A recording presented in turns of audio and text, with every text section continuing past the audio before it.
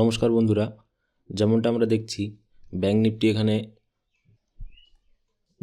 এখানে range bound open হয়ে উপরে গেল, কিন্তু এখানে সেলিং ট্রেড নেওয়ার টাইমই দিল না, কারণ খুব স্পিডে মার্কেট নিচে পড়লো। তো এখানে চান্স পাওয়া যায়নি নিচে পজিশন নেওয়ার। তো এখানে যদি একটু কনসলিডেট করতো তাহলে একটা ট্রেড নেওয়া যেত নিচের দিকে, কিন্তু এখানে বড় বড় ক্যান্ডেল কন্টিনিউ বানিয়ে মার্কেট নিচের দিকে যাচ্ছিল, তার জন্য কোনো ট্রেড নেওয়া হয়নি। এখন মার্কেট এখান থেকে উপরে যাওয়ার চেষ্টা করছে এই সমস্ত লেভেলে দেখব ট্রাই করে।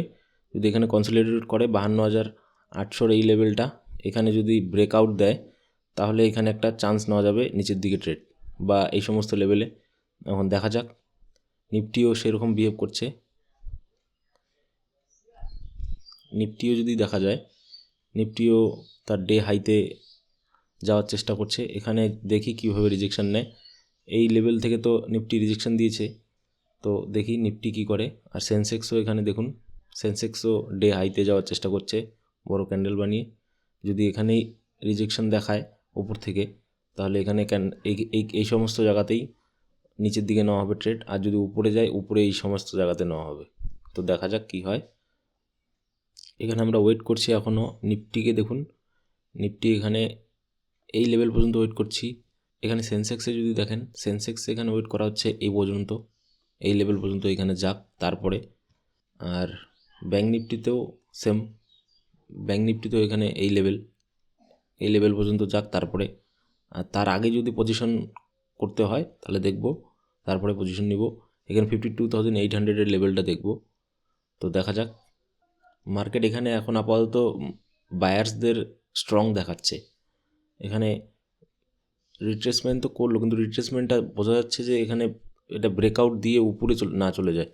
উপরে গেলেও আমরা ওয়েট করব 53,000, যদিও উপরে যায় তাহলে এই সমস্ত লেভেল থেকে আমরা সেলিং করব। দেখা যাক কি হয়। তো চলুন, এখানে আমরা একটা ট্রেড নেব এখন। তো মার্কেট 489-এ 50 পয়েন্টের এসএল, টার্গেট থাকবে 50 point. 489 target 50 point, SL 50 point. তো দেখুন মার্কেট এখানে এই লেভেলে এসে কনসলিডেট করছে। তো আশা করি এখানে একটা ফল হবে। আর যদি ব্রেকআউট দেয়, খুব বেশি দূর এখানে যেতে পারবে না, এখানে একটা লেভেল আছে। তো নিফটিও সেরকমই করছে, নিফটিও ব্রেকআউট দিয়ে সেখান থেকে ফল করছে। এখানে কি করলো, বায়ার্সদেরকে ইনভাইট করছে, তারপরে বায়ার্সদেরকে ট্র্যাপ করার জন্য মার্কেট নিচে আসতে পারে, আর সেই বেনিফিটটাই আমরা নেব। এই মার্কেট যদি এই সমস্ত প্লেসে ওপেন হতো আর এরকম বিহেভ করতো, এরকম প্যাটার্ন বানাতো, তাহলে এখানে একটা বুলিশ সাইডে দিকে র্যালি এক্সপেক্ট করা যেত। কিন্তু এখানে যেরকম প্লেসে এটা এরকম প্যাটার্ন হয়েছে, তাতে এখানে বোঝা যাচ্ছে এখানে সেলাররা আছে। এই সেলাররা কখনোই মার্কেটকে উপরে নিয়ে যেতে দেবে না। এটা মার্কেটের ট্র্যাপ হতে পারে, আর হতেও পারে এটা উপরে যাবে, কিন্তু মার্কেটের কথা কেউ বলতে পারে না। এটা যেতে পারে উপরে, কিন্তু তখন আমরা স্টপ লস নিয়ে এক্সিট করব। তো দেখা যাক কী হয়। তো যেমনটা দেখছেন, এখানে মার্কেট একদম 800-এর লেভেলকে ক্রস করে এখানে একটা ক্যান্ডেল জাম্প করে। এই ক্যান্ডেলটা 9:44-এর ক্যান্ডেলটা জাম্প করে উপরে একটা ক্যান্ডেল বানায়। তো ওই সময় অনেক লোকের এসএল হিট হয়। তো দেখুন একদম এসএলের খুব কাছাকাছি এসেও আমরা ওখানে এসএল দিইনি, কারণ এখানে দেখছিলাম আমি 800-এর লেভেলটা। আর যদি একটা ক্যান্ডেল এখানে বানাতো তাহলে হয়তো আমাদেরকে এসএল দিতে হতো, কিন্তু ওখান থেকেই রিভার্স করে। আর আপাতত কস্ট টু কস্ট চলছে। নিফটি যদি দেখি, নিফটিও মানে এই ব্যাঙ্ক নিফটিকে ফলো করে এখন এখান থেকে ফল করছে। 800-এর যে লেভেলটা দেখুন, এটাকেই শুধু টাচ করে এখানে আসলো, কারণ এখানেও সেলার অ্যাক্টিভ। এই সেলাররা আবার এখান থেকে সেল করছে। কিন্তু যদি এখানে ব্যাঙ্ক নিফটি এখন এখান থেকে যদি এরকম একটা র্যালি দেয়, তাহলে অবশ্যই আমাদের এসএল এখানে হিট হবে। তো দেখা যাক কি হয়। আপাতত কস্ট টু কস্ট চলছে। তো দেখছি আমরা ব্যাঙ্ক নিফটি এখানে আরেকবার ট্রাই করলো এখানে যাওয়ার জন্য উপরে, কিন্তু আবার রিজেকশন পেলো সেলার্সদের থেকে। আপাতত নিচে নামার চেষ্টা করছে। আর আমার প্রিমিয়াম এখানে ভালোই মুভ করছে, বর্তমান 600 টাকার মতো প্রফিট চলছে। তো দেখা যাক, আর অল্প 30 পয়েন্টসের পেছনে আছি আমরা। নিফটি এখানে কিছুটা বুলিশ, নিফটি আর সেন্সেক্স এখানে কিছুটা বুলিশ, কিন্তু ব্যাঙ্ক নিফটি উপরে যাওয়ার চেষ্টা করছে না। ব্যাঙ্ক নিফটি উপর থেকে নিচে আসারই চেষ্টা করছে, কিন্তু নিফটি আর সেন্সেক্সের জন্যই ব্যাঙ্ক নিফটি এতটা উপরে গেল। দেখুন কীভাবে ফল হচ্ছে, আর আমার টার্গেটের খুব কাছাকাছি আমি, আপাতত 37 পয়েন্ট। একটু হোল্ড করব, কারণ এখানে ভালো, আজকে এখানে ভালো বায়ার্সদের এসএল পড়ে আছে, আর যেভাবে ক্যান্ডেল বানাচ্ছে এই লোটা পর্যন্ত ওয়েট করব। এখানে তো মার্কেট আসার হলে এখানে 52,500ও আসতে পারে। লোভ করলে এখানে আপনাকে লস করতে হবে, লোভ মানে লস। তো মার্কেটে এখানে লোভ করা যাবে না, আমাদের টার্গেট আসুক, তারপর আমরা এক্সিট করব। এখানে টার্গেট দেখুন 55 পয়েন্টও একবার গেল, কিন্তু ওই সমস্ত প্লেসে এরকম ক্যান্ডেলে কেউই বুক করতে পারবে না। এরকম ক্যান্ডেল বানিয়ে যদি উপরে রিভার্স করে, এটা তো করতে পারবে না, কিন্তু আমরা ওয়েট করি, দেখি কি হয়। নিফটিতে এখন ফল হচ্ছে, নিফটিতে ফল হওয়া আর সেন্সেক্সে ফল হওয়া মানে ব্যাঙ্ক নিফটিতে আরও ফল হবে। দেখুন এখানে একটু ওয়েট করব আমরা এই ক্যান্ডেলটা অবধি। আপাতত কালকে আমরা একটা বড় মুভ আমরা আর একটু ওয়েট করলে নিতে পারতাম, কিন্তু লোভ করা যাবে না এখানে। তো লোভ না করে আমি এক্সিট করে দিই, কিন্তু পরে দেখা যায় আমরা 50 পয়েন্টটা মুহূর্তের মধ্যেই 250 পয়েন্টে গিয়ে পৌঁছায়। তো এখানে ফলটা যেটা দেখছি, কন্টিনিউ যেহেতু ফল হচ্ছে, এই জন্য একটু ওয়েট করা যেতেই পারে।